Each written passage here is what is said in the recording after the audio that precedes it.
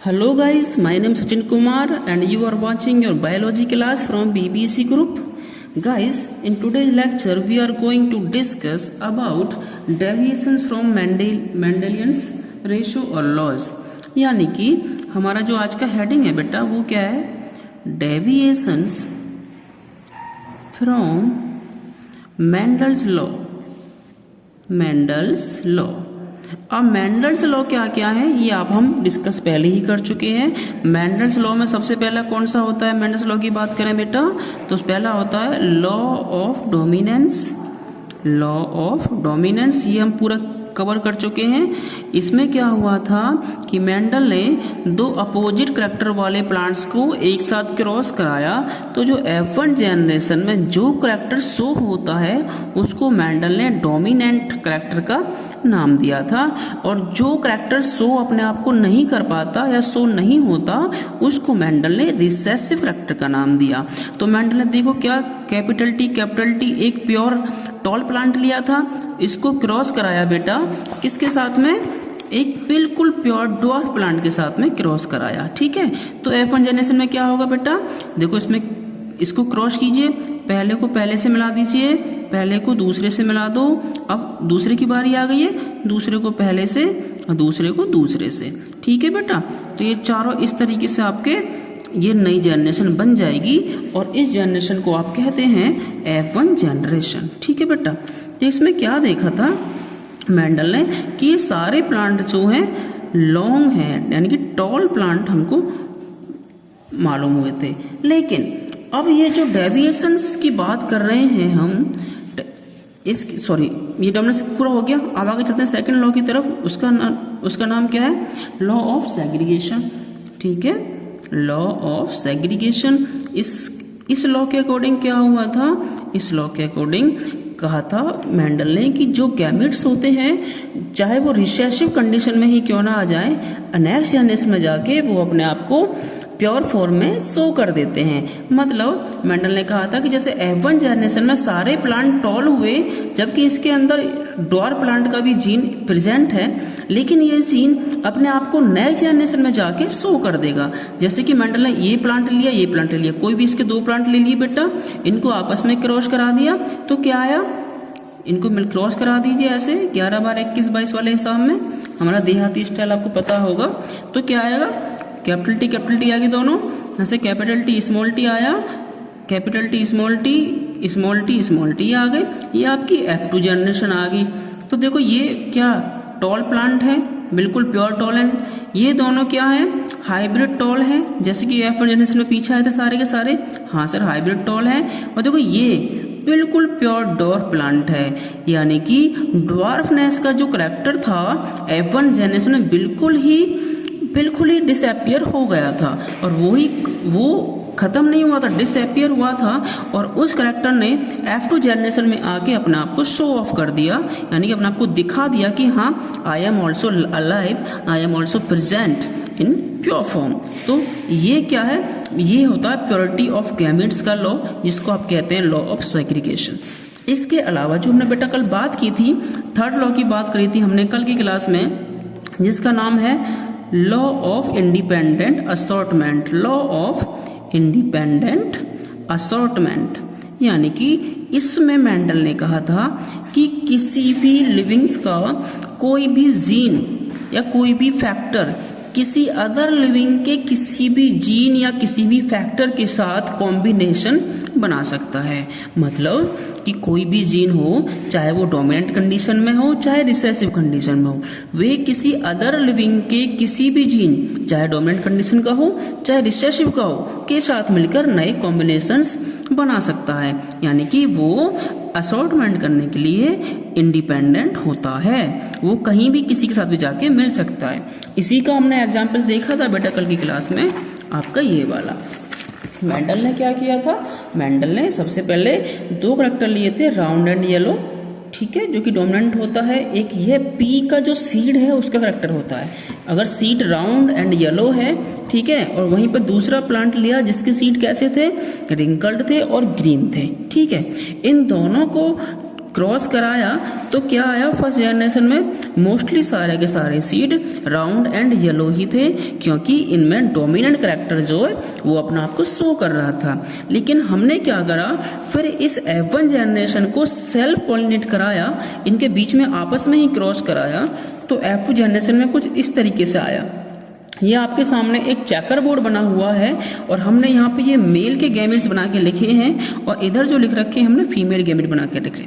हमने बना के लिखे और इनको आपस में क्रॉस कराया, तो हमने देखा कि हमारे पास मेंडल ने सिर्फ राउंड येलो लिया था। राउंड येलो प्रेजेंट है, हाँ जी राउंड येलो हमारे पास प्रेजेंट मिला। इसके अलावा रिंकल ग्रीन लिया था मेंडल ने, वो भी हमको मिला। इसके अलावा हमको राउंड और ग्रीन मिला जो कि मेंडल ने लिया ही नहीं था, वो हमको सीरीज में ऑब्टेन हुए। इसके अलावा हमको रिंकल्ड येलो ग्रीन भी ऑब्टेन हुआ, रिंकल्ड प्लस येलो ग्रीन भी, रिंकल्ड प्लस येलो सीड भी हमको ऑब्टेन हुए। मतलब कहने का यही है कि मेंडल ने तो सिर्फ 2 तरीके कैरेक्टर्स को लिया था, लेकिन हमको जो सारी ऑफ स्प्रिंग्स या प्रोजेनिस मिली हैं वो सारी की सारी 2 से अलग यानी कि 4 तरीके के हमको मिल पाई हैं, यानी कि कुछ नई प्रोजेनी हमको मिली। तो इसमें क्या हुआ, इसमें यही बात प्रूव हो रही है कि जो कोई जीन या फैक्टर है वो किसी भी जीन के साथ मिलकर एक नए कॉम्बिनेशंस को शो कर सकता है। लेकिन आज का जो टॉपिक है बेटा वो इससे थोड़ा अलग है। आज का जो टॉपिक हम पढ़ रहे हैं, हमको ये पढ़ना है डेविएशंस फ्रॉम मेंडल्स लॉ। तो आपको ये हेडिंग डालना है और लिखना है आगे कि डेविएशंस क्या हो सकते हैं। तो डेविएशंस की बात करें, आपको बेटा हेडिंग लिखना है डेविएशंस फ्रॉम मेंडल्स लॉ, और आपको सबसे पहले क्या लिखना है, इनकम्प्लीट डोमिनेंस। इसका पहला हेडिंग क्या है, इनकम्प्लीट डोमिनेंस। तो ये जो इस कैरेक्टर है ये डिस्कवर्ड किया गया था, discovered by Carl Correns. Carl Correns scientist हैं, कार्ल कोरेंस 1903 में कार्ल कोरेंस ने इनकम्प्लीट डोमिनेंस को डिस्कवर किया था। इन्होंने क्या किया, इन्होंने एक प्लांट होता है, और प्लांट कौन सा, मिलीबस जलापा। प्लांट क्या है, प्लांट नेम क्या प्लांट लिया बेटा इन्होंने, मिलीबस जलापा। इन्होंने प्लांट को लिया और इसके एक कैरेक्टर को उठा के देखा। किसी के जो फ्लावर थे वो रेड कलर के थे और किसी के फ्लावर जो थे वो वाइट कलर के थे। तो इन्होंने दोनों प्लांट्स को ले लिया, एक तो प्लांट लिया रेड फ्लावर वाला, रेड फ्लावर, और एक लिया बेटा वाइट फ्लावर, वाइट फ्लावर। समझ पाए? इसको इन्होंने डिनोट किया कैपिटल आर से, इसको डिनोट किया स्मॉल आर से, इन दोनों के बीच में क्रॉस करा दिया। यानी कि कार्ल कोरेंस ने रेड फ्लावर के प्लांट को पकड़ा और वाइट फ्लावर के प्लांट को पकड़ा और उनको भैया क्रॉस करा दिया। तो क्या आएगा, आपको पता है बेटा, पहले को पहले से, पहले को दूसरे से मिलाएंगे, दूसरे को पहले से, दूसरे को दूसरे से। तो F1 जनरेशन में क्या आएगा, capital R small R, capital R small R, capital R small R, capital R. यानी कि ये F1 जनरेशन हमारे सामने आ चुकी है और इसमें आपको ये वाली ऑफ स्प्रिंग्स हमको मिली हैं। अब अकॉर्डिंग टू द मेंडल, यहाँ पर ये सारे के सारे जो फ्लावर हैं इनको रेड कलर का होना चाहिए था, लेकिन परंतु कोरेंस ने देखा कि यार ये सारे के सारे रेड कलर के नहीं हैं और ना ही ये वाइट के हैं। अब कहोगे सर कहाँ गए फिर, ना तो रेड के और ना ही ये वाइट के, कैसे हैं, इन दोनों के मीडियम में जो कलर उभर के आया वो था पिंक। तो सारे कैसे हो गए, पिंक कलर के फ्लावर आए इन प्लांट्स पर। तो कोरेंस का दिमाग चकरा गया, उन्होंने कहा कि भाई मेंडल ने तो बोला था कि सारे के सारे फ्लावर डोमिनेंसी या लॉ ऑफ डोमिनेंस के हिसाब से ये रेड कलर के होने चाहिए, लेकिन ये पिंक कलर के आ गए। तो मतलब ये क्या हुआ, ये डोमिनेंस तो था, यानी कि व्हाइट पर रेड कलर का डोमिनेंट तो था, लेकिन पूरा नहीं था, नॉट कंप्लीट। कंप्लीट तो कैसा था, इनकम्प्लीट था। तो इसी को उन्होंने कहा इनकम्प्लीट डोमिनेंस उनको कहा। इसके बाद उन्होंने क्या काम करा, इसके बाद उन्होंने फिर इसकी F2 जनरेशन निकाल के देखी। तो जो F1 जनरेशन में से कोई भी 2 प्लांट लिए, देखो RR ये ले लिया और एक ये ले लिया, RR क्रॉस करा दिया दोनों के बीच में हैं। तो बेटा क्या आया फिर, कैपिटल आर ये आ गया, capital R small R, capital R small R, small R small R. तो F2 जनरेशन में जो आया, ये देखा कि एक तो बिल्कुल रेड कलर का प्योर रेड आ गया और एक बिल्कुल प्योर वाइट कलर का फ्लावर निकल के आया। बट जो 2 बीच में आए थे ये कैसे थे, ये थे बेटा आपके, ये थे आपके पिंक कलर के। कैसे थे? पिंक कलर के। ठीक है, तो इसमें फिर उन्होंने बता दिया भैया इनका निकालो अब जीनोटाइप फिनोटाइप क्या होता है।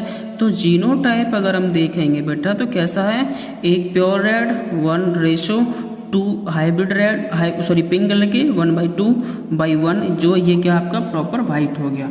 ठीक है, इसी तरह से फिनोटाइप निकाला है। फिनोटाइप क्या होता है? फिनो मीन्स फिजिकल, यानी कि जो हमको फिजिकली रूप से हमको दिखाई देगा, हमको वो चीज देखनी है। तो फिजिकली हमको कैसे दिखाई दे रहे हैं, एक तो रेड दिख रहा है, ठीक है, 2 पिंक दिख रहे हैं और एक हमको व्हाइट दिख रहा है। लेकिन जीनोटाइप हमको जीन्स देखने थे, ये प्योर प्रॉपर रेड है, RR कैपिटल का है, ये हाइब्रिड का है, कैपिटल R स्मॉल r के 2 मिल गए और एक स्मॉल r के वाला मिल गया, तो ये मिल गया। तो जीनोटाइप क्या हो गया 1/2/1 और फिनोटाइप भी सेम ही रहेगा 1/2/1। ठीक है, तो ये हमने तो सोचो थोड़ा समझो, क्या समझा हमने पढ़ा आज deviations from the Mendel's law, कि मेंडल्स के लॉ कहाँ कहाँ अपने आप को मतलब लागू नहीं कर पाते, वो चीज हमने देखी। तो कहाँ कहाँ डेविएशंस हो रहे हैं, डेविएशंस में बेटा सबसे पहला हेडिंग आपका इनकम्प्लीट डोमिनेंस। तो इसकी खोज करी थी, डिस्कवरी की थी कार्ल कोरेंस ने 1903 में ऑन द प्लांट मिलीबस जलापा। इन्होंने दो फ्लावर वाले प्लांट लिए, जिसका एक प्लांट का तो कलर था फ्लावर का रेड और दूसरे का था व्हाइट, दोनों बीच क्रॉस कराया। तो जो F1 जनरेशन आई उसमें सारे प्लांट ना तो कोई रेड था ना ही व्हाइट था, प्रॉपर कैसे थे, पिंक कलर के थे। पर उनके बीच में F जनरेशन निकाली गई तो क्या देखा, एक रेड भी आया, एक व्हाइट भी आया और 2 पिंक आए। ठीक है, तो मतलब ये था कि कोई भी करेक्टर किसी पर भी कंप्लीट डोमिनेंसी नहीं शो कर रहा है, तो ये क्या है, इनकम्प्लीट डोमिनेंस कहा जाता है। थैंक यू बेटा।